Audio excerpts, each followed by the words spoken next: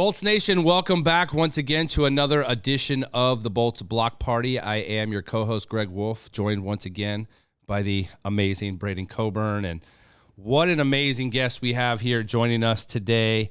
Paul Kennedy, the legendary broadcaster of Tampa Bay Lightning hockey.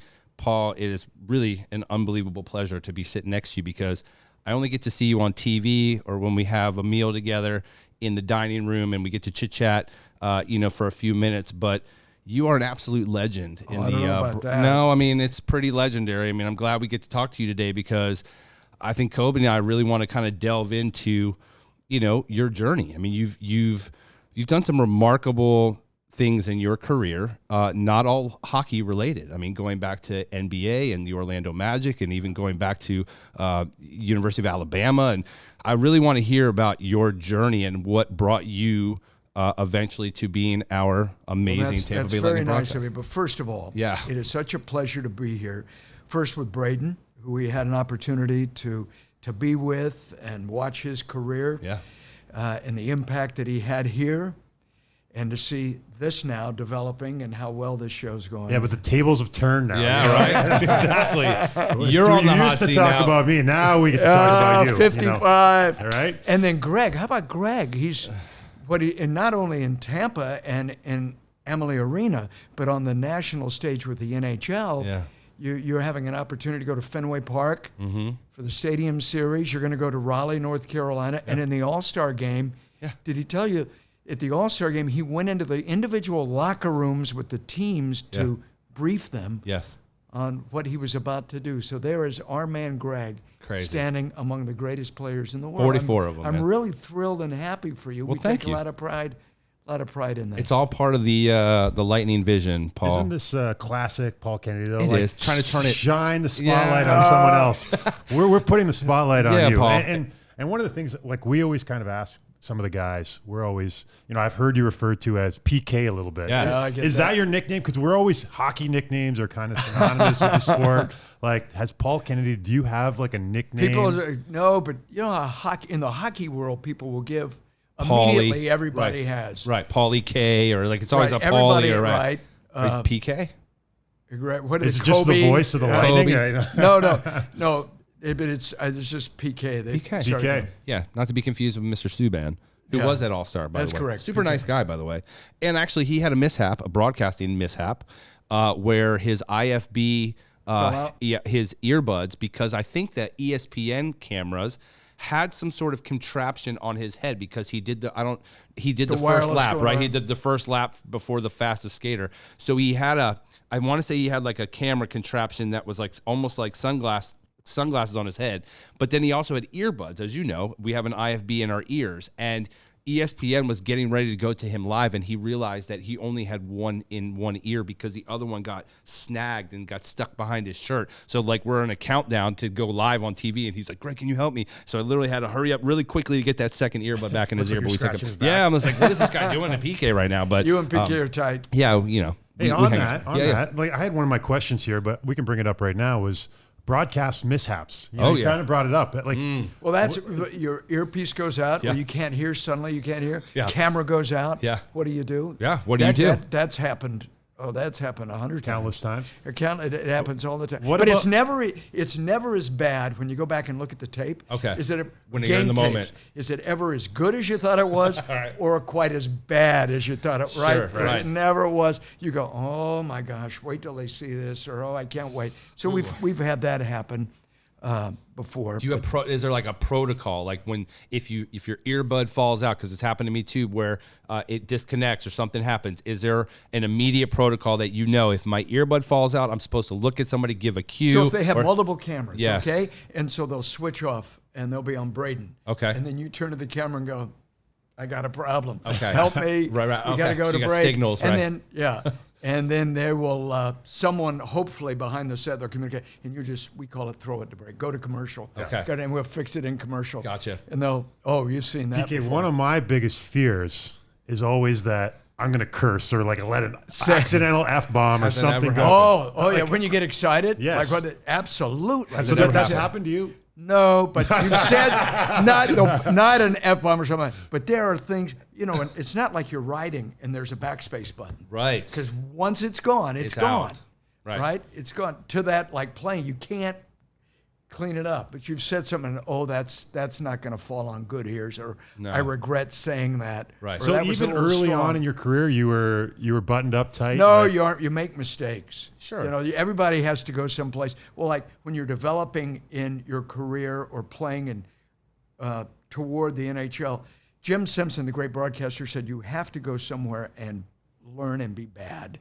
You've got to make as many mistakes as you can. Absolutely. You need reps. You got to go and get reps, right?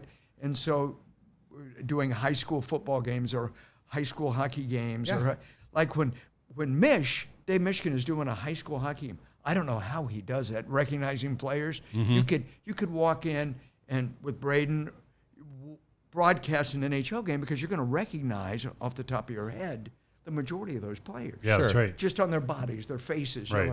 But to go in and do a High school. that's the hardest thing in the world, Wow. or college, because you haven't seen them before. You don't know who that is, and there's pressure too. You always want, especially with children, to get the names right. Right, To of get course. to Make 'em feel high special, school right. players. You want it to be right. This could be the greatest moment of their lives. Sure. So I know we went down that road, but absolutely. I know that's one of the great things about Mish, though, is he takes so much pride in making sure that pronunciation of those absolutely. guys' names is Absolutely. perfect. And It's not easy. it's so not. And I don't know I about spell you. it out phonetically. That's what I do. sometimes. So people look at me, even when we have contestants here at the arena, if their name looks difficult on paper, I ask them, can you please pronounce your name for me? Or I'll ask somebody, how do you pronounce this? Don't look at how I'm writing this down. I'm writing it how it sounds to me. So when I read that or I see that, I'm going to pronounce it the way that I would pronounce it properly, the way I read it. Right. Does that make sense? So you could have a crazy name, but if I write it out the way I need to say it properly, I once that's the way did I the do it. Russian Olympic team when I was doing college basketball at Vanderbilt, and they played Vanderbilt.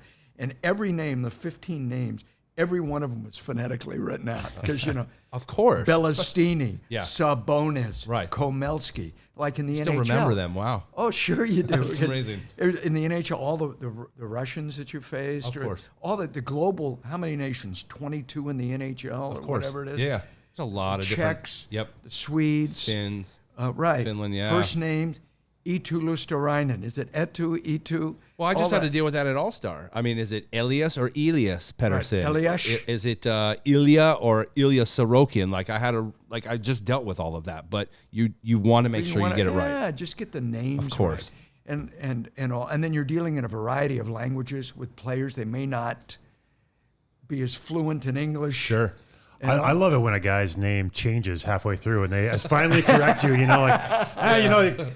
Cernak. It was like Cernak. He was Cernak for half the year, and then now he's Chernak. Chernak, You know, right. Now it's Chernak. Am I right? Yeah. Did he tell you that, or I mean, because I have a friend who works for our broadcast partner, and his name is spelled exactly the same as Eric Chernak, but he pronounces it Cernak. I'm like, well, are you a Cernak or a Chernak? And I think now he's leaning more towards Chernak because he loves Eric Chernak. So which one is it? Have you talked to him and got it directly from the I've source? always called him Chernak. Do you Chernak. think? I'm asking you. You're the pro. Well, he lockered next close to him. no, that's true. Did he? I mean, you never had that conversation? So or? most of those guys, I don't even know their first name for half the year. You just call them by their nickname. right. Yeah, for sure. I was always more when you walk into a locker room too. How many languages are in the Lightning locker room? I mean, Swedish, Yep. Russian, Yep. Czech, French with Pierre-Edouard Bellemare. Yeah. And when Alexander Ovechkin first came into the league, what would this be? 07, 08, 09, right in there, right? He would do interviews with us on camera during the game intermission, and sometimes, well, bless him for doing it. I really admired him for this, but you'd ask him a question, and he didn't quite Understand. grasp it. He was Right. still processing, learning English. Sure. And so, but he was efforting. He was really trying to learn it. I admired him for that, but it was still a work in progress. Of course. He came But over. you know the international language for hockey, though, don't you? What? It's What? like F this, F that. You know, here you go into a room, Or you can only learn have a to room. wait a couple seconds before you hear something like that. Yeah, for sure. But it's amazing Sure. that they can do that. Or you'll get someone like Victor Hedman. Yeah. And he uses colloquialisms and is more erudite speaking English than we are. Sure. But I wonder if he's processing in Swedish. You know, you ask a question, is it going through a Swedish filter or is it going through an English? And he comes back. Right. But the Swedes are remarkable. How many players have you had that spoke 2, 3, 4? Yeah, it seems like all the Scandinavian guys were like that. And then, you know, you get the Czech guys and they speak, you know, Czech, and then they usually have some sort of Russian they speak as well. And the Swiss as well. You know, they're right on the border. They might speak Italian, they might speak German, they might speak French, you know, so it's just kind of their location and their influences around them. So kind of all over the place for whatever reason. I remember Brad Richards, when he came off of PEI, didn't speak a word of French and went to Rimouski. Yeah. And came out in 2 years. And I walked by him one day, and he was, when Montreal was in town, and he was doing, I don't know if it was impeccable French, but it impressed the heck out of me. Yeah. He's speaking French. Unbelievable. Blonde-haired, blue-eyed, but he acquired it, I guess, immersion. Right. Yeah. In 2 Of years, course. you could do that. Well, you have to immerse yourself. When I first came into the NHL Yes. back in '93, Denny Potvin was just had retired, and he went to Florida, the Florida Panthers, and did their TV. And they asked me to go down there and work with him one year. Okay. And while I was still working here. Okay. And he was so nice to me. Introduce you to people, considerate, would teach you things. But this was the great Denny Potvin. But he was fluent in French and English, and he would even do television commentary Yeah. in French. I guess French was the first language from being from Hall, Quebec. Okay, But so that's- let's go back. I know we kind of teed it up like, so 93, but prior to that, I wanted to go back to when you were the voice of the Crimson Tide at I was Alabama. I did that Florida for 5 State, years. right? So, and then came from Alabama doing radio, and then left there. That was a wonderful experience. was this after college? After college. Virginia Polytechnic Institute. Yeah, Virginia Tech. What'd you study there? I studied political science and English, only because I didn't have a communications school. I just liked to read. Okay. And my father was military, so we Okay. grew up in D.C. And so you'd have the papers and newspapers and all the politics of the global stage. absolutely. And get exposed to that. And it was wonderful. And that's why I started following the Caps when they first started. Yep. I mean, I think the first year they won 7 games. Imagine that. Right. Can you imagine that? And I mean, Yeah. some of those nights wasn't close. Oh boy. By the anthem, it's over. Sure. Yeah. But then I went real quick. And then from there to Vanderbilt for a Yep. few years, and then Alabama for 5. And then they started this TV network.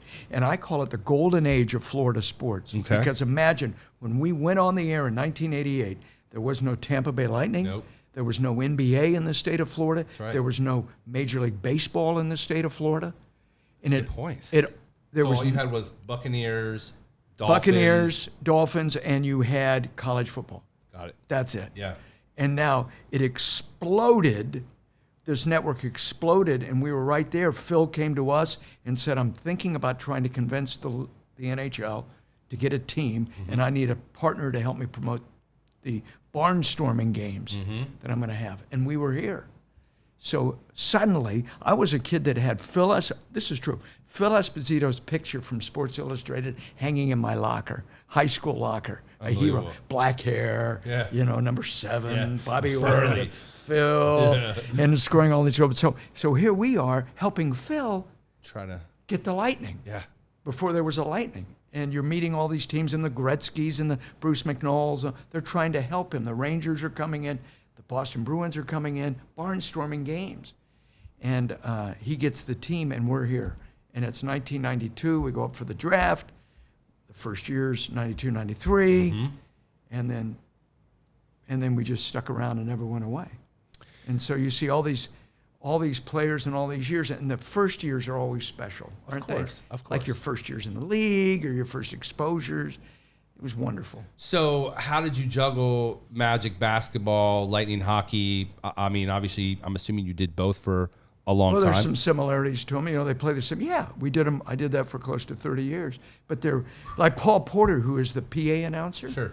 He does them both. He does do them both. He goes back and forth, so every exit on I-4 Of between course. our. But Well- they were wonderful. They were wonderful owners. The Yeah. DeVos family, Mr. Vinnick here now. Wonderful time. The Davidsons when they won the cup in 2004. It You heard your grandparents say it's going to go by fast, or it's Right. the blink of an eye. Sure. Have you heard that? Of course. How fast? When you came in, did a veteran ever say to you, "This is going to go fast"? Many did. I remember Scott Mellenby. He was Scott Mellenby. Yeah, he was our captain when I was first drafted, and I was in Atlanta playing for the Thrashers.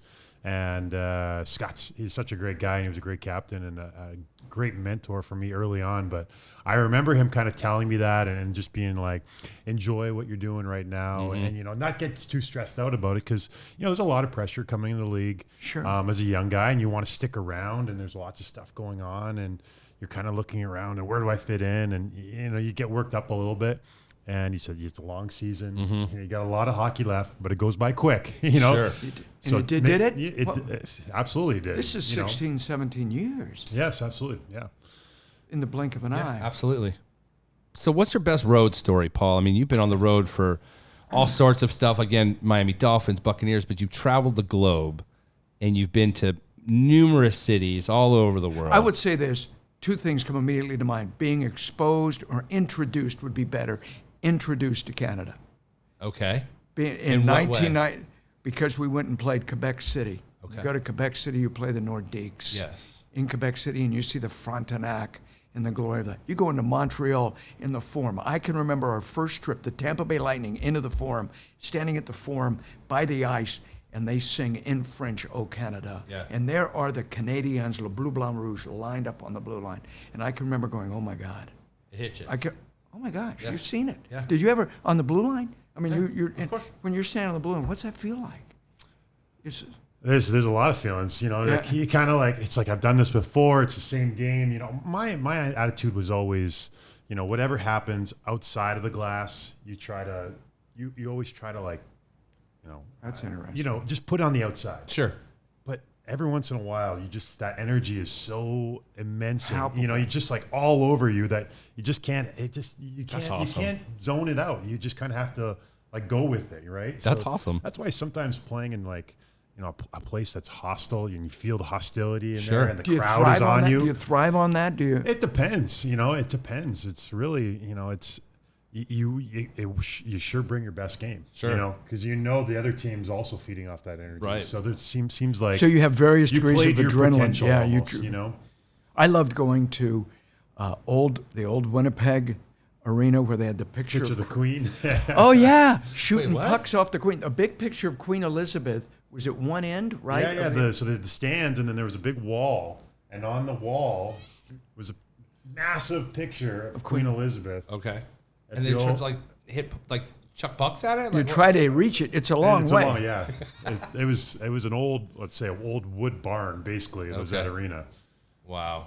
But then Vancouver and Stanley Park, and I remember running around Mission. I were running around Stanley Park, Vancouver. Planes are landing on the water, and here comes John Tortorella running the other way because we nice. were out there.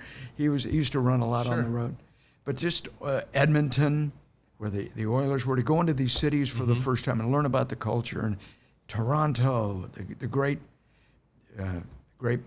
Maple Leaf Gardens, to be that was great for me being on the road. Do you ever get nervous? Are there ever Every night? No, stop it. No, I mean, you do. You really? Still Oh, get sure. nervous? Don't you? I mean, the feeling that you want to do well, that course. you've prepared, Of course. and now you want it to go well. And when you see like 3 people on the camera, or 4 people on the camera, Dave Randorf, Brian Engblom, Gabby Shirley, Dave Anderchuk, Bobby Taylor, Adam Hall, myself, whoever, we're here. You see those people, but there are like 35 other people with a lot of responsibility on them, Sure. and they want to do well. Right.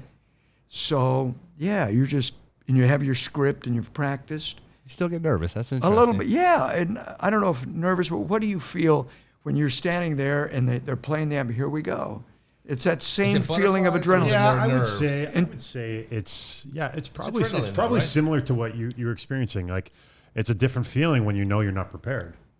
Like you're going into a game and you're like, Worst feeling man, in the world. I don't feel warmed up, or man, I totally boy. zoned out on the pre-scout. Like, what's their forecheck? Oh, geez. There's a little different feeling there. So what is the feeling like if you've had a good week of preparation, a good morning skate, you've had good meetings, your nutrition. You've got your everything you can do. Everything's dialed in. Yeah, it's like that thing. I think you always still have that feeling. And I remember when I got to Philly, I heard stories that Eric Lindros, when he first got to Philly and, a couple of years into his career, he used to get sick before every game. He would throw up. Oh, he would physically throw up. Even when he's into the league for a while. He's like the big E, like the absolute alpha of the league. And I remember, and I don't know if that's true, but that's what I heard when I got to Philly. So I was kind of like, the biggest thing for me was I wanted to go out that first shift and just get involved somehow. Even if it was just rub a guy out or get a hit. Sure, right. And then once you get that, for whatever reason, then it's just back to the game, right. Fundamentals, all the things that I'm supposed now to it do. slows down. Yeah, like they say with down. quarterbacks, it slows down. You need to first just get that engagement, and then you're in the game. Yeah. I don't get too nervous, Paul, when I get out there. The only times I recall being nervous is in the big moments. Stanley Cup, you're getting ready, the camera's getting ready to hit you, you're getting ready to hype up the crowd. There's been times where I've almost felt like I was going to pass out, because of like you said, the adrenaline rush, and I feel like the oxygen's not getting to my brain quick enough for me to dispel what I have to get to fans to get them fired up. And I can recall being nervous, but it's nervous energy more than it is, I don't know what I'm doing, or I'm not prepared. But prepared. But he said prepared. Right. And preparation can remove some of the anxiety. But I've been on the other side where you're rushing to catch up, and it's a very unenviable. Yeah. What was your welcome to the NHL moment? When you understand? I love how he keeps trying to turn it on. No. That's why he's a great sports broadcaster. No, just where he's like, I don't want to talk about me. No, but I'm saying when you I remember doing Major League Baseball. They called me up and said, have you done baseball before? Well, I did college baseball before, right? The Marlins had come in. They needed somebody. Okay. The Marlins. So I grew up. I enjoyed baseball. We all enjoy baseball. Sure. They say, how would you like to do the Marlin games? We have this package on NBC and ABC. Okay. Called Baseball Night in America. Yeah. And we'll have you go to different cities. We'll get you a different expert analyst. Okay.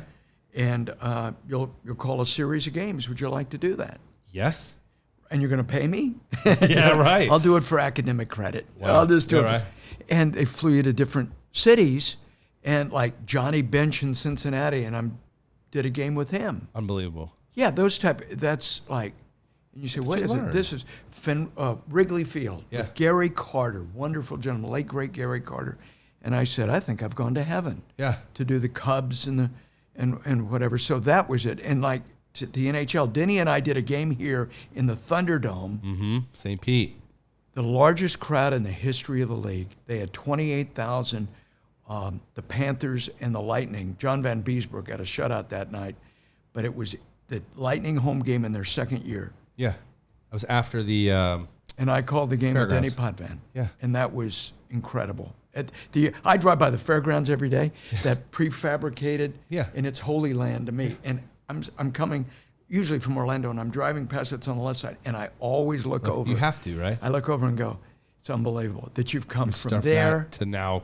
Keep driving downtown, then you see the Mecca. And to be around, to see those people again, I always want to hug their necks, the Bradleys and the people that played in that, the Terry Crisps. Tucker. And John Tucker and all that went through that. We fly commercial, and when we would win games, they had so much pride. Sure.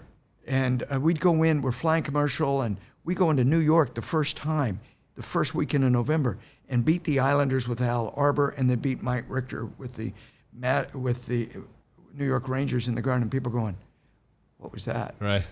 And you remember yesterday was the 30th anniversary of Brian Bradley being the first All-Star and skating with Wayne Gretzky and Brett Hull on his line. The fact that he remembers all this stuff. But it was special to me. It's amazing that you remember it. That's great, though. That's amazing, though, that you remember those moments specifically, but you remember the players, you remember the scores. Well, it goes fast. Now, that's 30 years ago. That's what I'm saying. I went for a jog this morning, and I was thinking, how fast did this go? Yeah. I mean, Braydon Coburn standing at his locker yesterday. Am I right? We come in the locker room and we talk to players, try to gather their thoughts on a game. Yeah. And there's Braydon Coburn standing there, but it just goes. Goes quick. Yeah. But your Rolodex of people is just It's unbelievable. Hundreds of thousands of guys that have come. No, come. They wouldn't through remember your, me, but you'd remember. I remember where they sat in the locker room. That's remarkable. I mean, because you've been, like you said, you did NFL stuff, you've done Major League Baseball stuff, you've done NBA stuff, you've done a ton. How many Lightning games do you think you have done in your Quite career? a few. Thousands? No, I don't know about that, but Okay. if we televised 60 a year times 30 years, that's pretty close to. it's pretty good. That's pretty dang good. What's been But some people can remember. Can you remember games and shifts and people? Like there are some, like Steven Stamkos, I understand. I have really never personally quizzed him about that. Today's his birthday. Right. Happy birthday, He's 33. Yeah. When did Stamkos get to be 33 years old? Because I remember that draft in Ottawa, seeing Stamkos. Yeah. But he can remember. They say Jim Palmer, the pitcher, was like this. Orioles, yeah. That he could remember, Specific pitches or... I went curveball, changeup, fastball against you. And That's but remarkable. Stamkos said, top shelf, against Ryan Miller, where I was in front of the net, tipped it. Can you remember specific Yeah, goals? I can remember.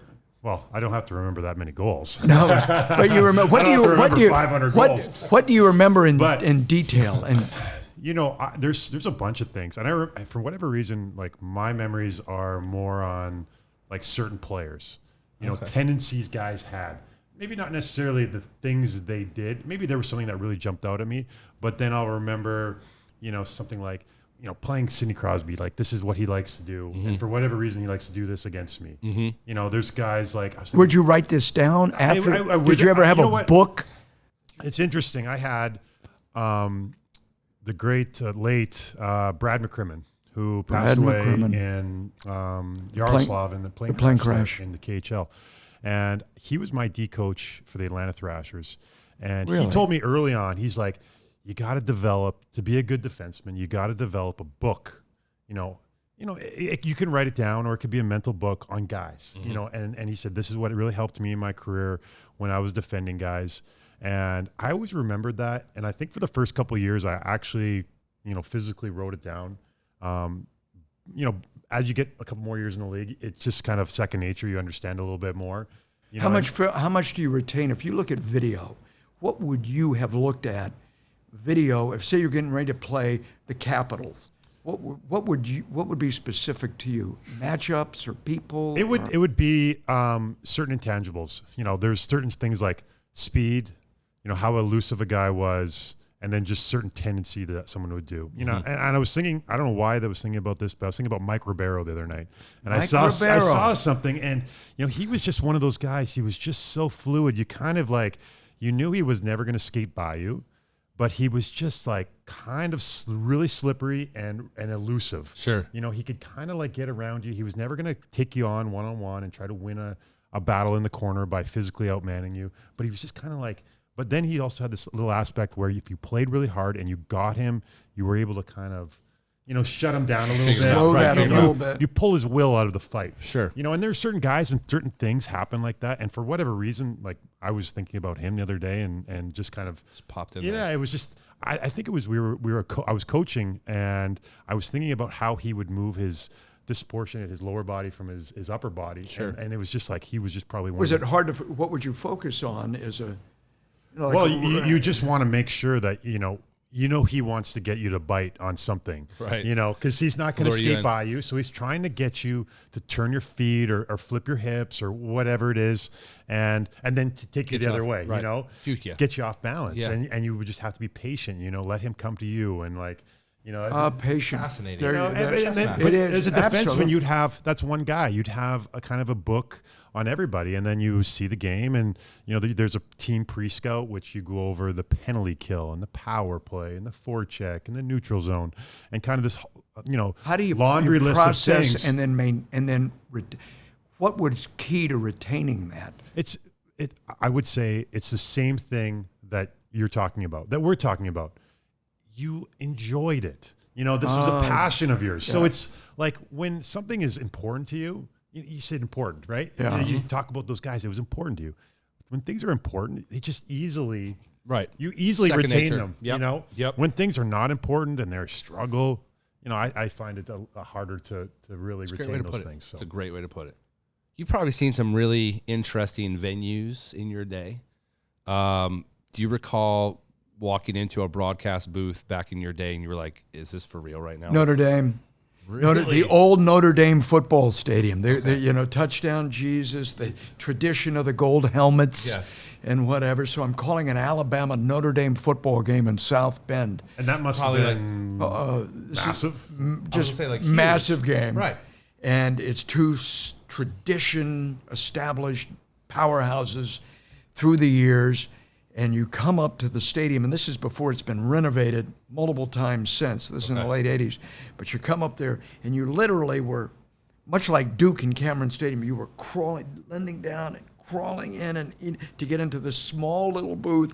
There was, right? And I get in there, and the stadium at the time, South Bend, if you ever looked, the corner of the end zone, the band was almost on the field in the end zones. The chalk line. It was like the chalk line and then the people. Right. I mean, right? There was no going out of bounds. Sure. You're going to run into people. Right. The band and the leprechaun and everything and touchdown Jesus. And then we were in this little booth, and that was Notre Dame. But the mystique was less is more. It is not opulent and fancy and chrome and all. It was old school. The old Boston Garden. The old Boston Garden where they had a nail on the wall for your – that was the lockers. Right, you had better lockers and juniors on the road than that. The Chicago Stadium, the old Chicago Stadium, with the organ in the end zone, and you had to come up. I was talking to Dave Anderchuk the other day about this. The lockers in the north end zone of the Chicago Stadium were down, and you came up a step ladder, to get to the ice in your skates. So you're turning and coming up there. And I said, Dave, you remember that? And he goes, yeah, but I thought it was cool.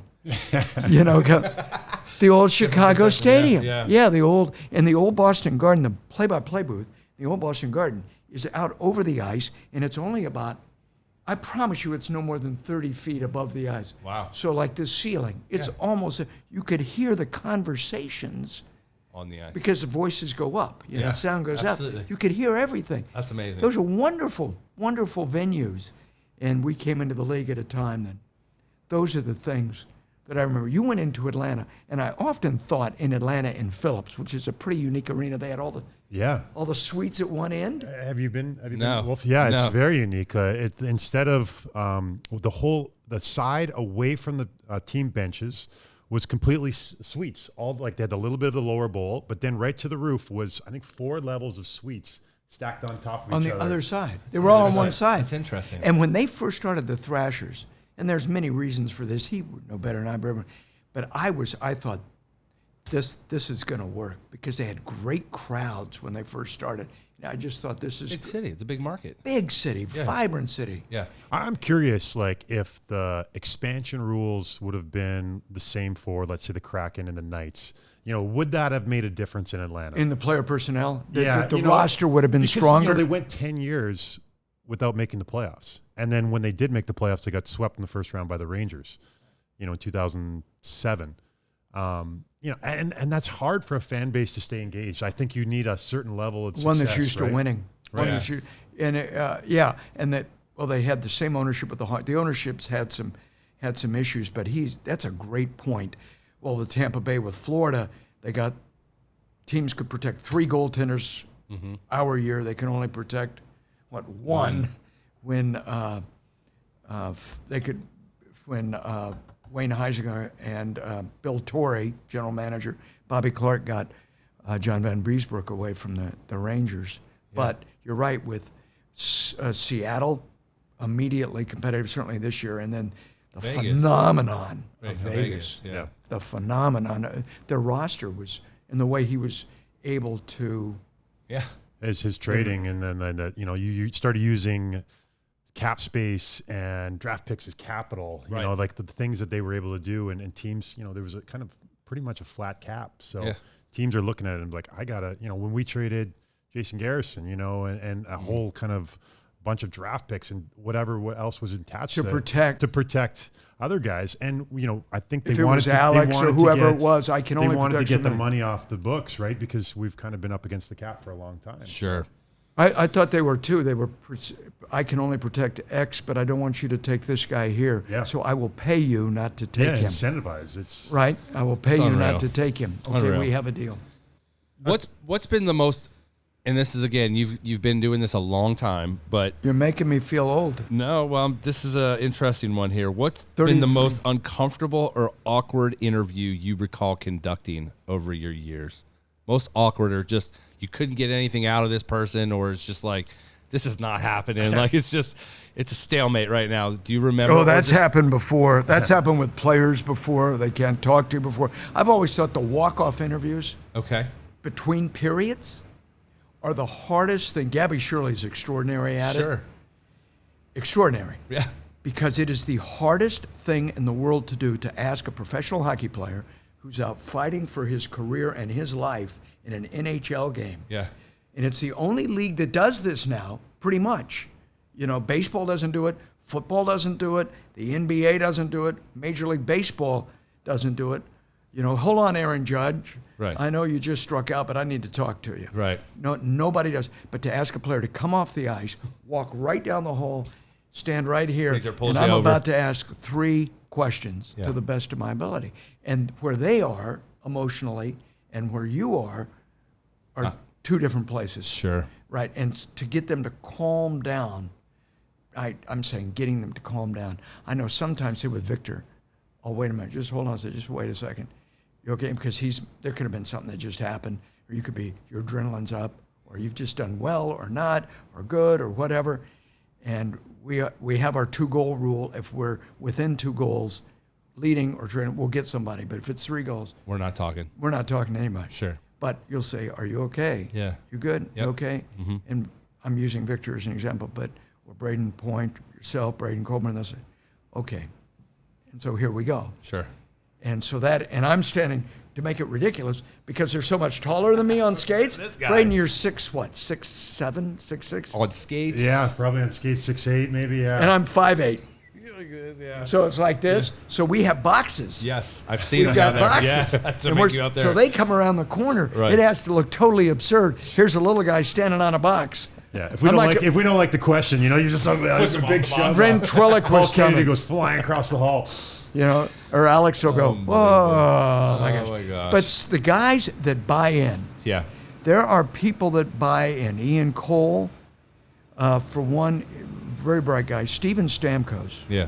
pauses, processes, and answers. He waits a moment to think of his answer before he goes, and then he tries.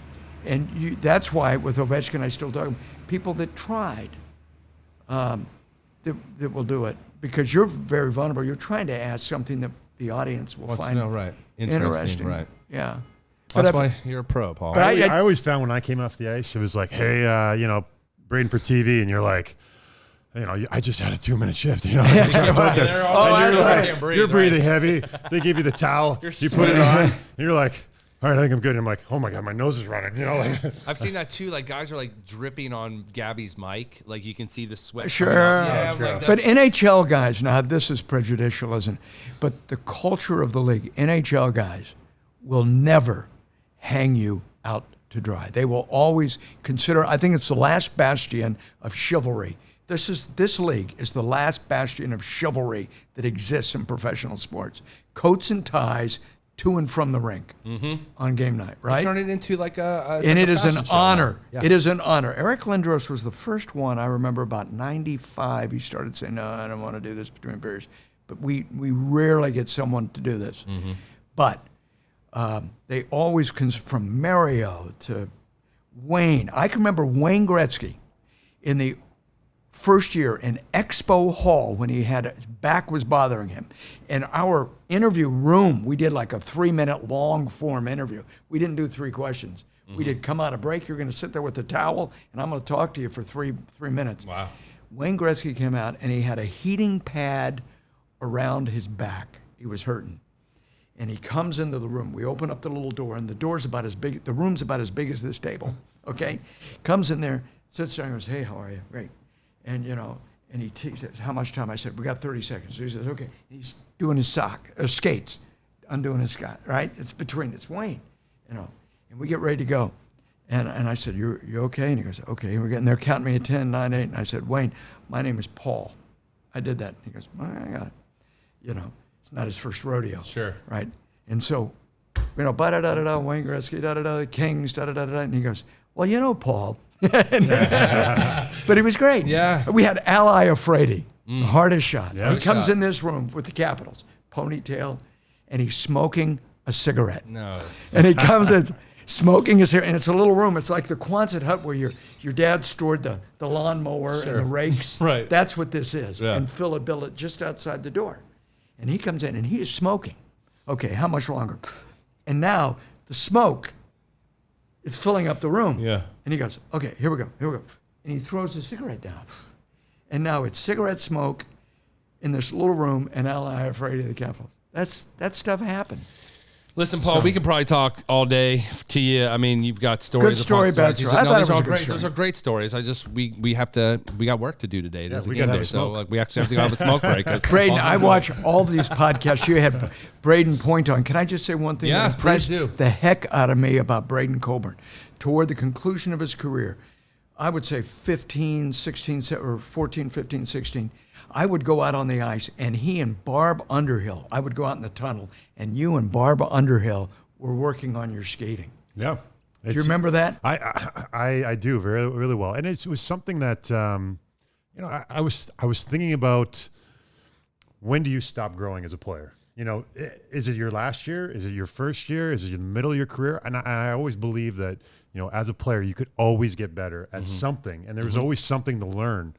You know, just like yourself, I think you probably are still trying to improve yourself as a broadcaster, even to this day, even after a gazillion years of doing it. You know, not to make you sound really old. No, but you're right. You absolutely. absolutely. And I took that same attitude to playing on the ice, and I tried to make sure that, you know, I didn't peak, or, you know, there was always something more to And catch. did you learn, if you had played all those years in juniors, and you'd played, say, 15 years in the league, this is your 14th, 15th year, were you learning from her? Were you picking up edges and things? I always looked at somebody and said, this person has something to give. And it was true. It might be small and depend on who it was. It could have been big. You know, there was, and the funny thing is, I remember, you know, I think it was maybe the second year I was here, and we were skating in the summer, and this young guy, Kucherov, you know, who I known a little bit about, right? You know, and I knew he was a great player. He wasn't an all-star yet. He wasn't like the man yet. And sitting and talking with him, and, you know, and we're working together, and I'm just picking up all this stuff from him. And I'm thinking to myself, isn't this funny? Like, I've been in the league for 12 years, and he's been in the league for 3. I'm still learning. And I'm picking up stuff from him. And, you know, is that weird? And I said, The subtleties, you know, there's nuances. There's something you can learn from everyone. And I would give that message to any young players playing, is that, you know, you can really pick up something from anybody. And it doesn't matter who they are. And it might be good, it might be bad, but at least now you know. You know, and if you don't ask and you don't talk to people, you don't know. That is absolutely fascinating. Dropping wisdom on you, Paul, here. Absolutely. Today. Listen, we're out of time, Paul. We can, Love like I said, we you, could talk forever. my hero. The amazing Paul Kennedy, we thank you so much, and we continue to enjoy you every single night on game nights on Bally Sports Sun. And Thank you, buddy. we continue to wish you nothing but the best, Braydon Paul. and I need 4 tickets and 2 parking passes for the outdoor game. I'm on it. I'm working on it for you guys. All right, man. Thank you. Paul Kennedy joins us here on another edition of the Bolts Block Party. You guys have a great one.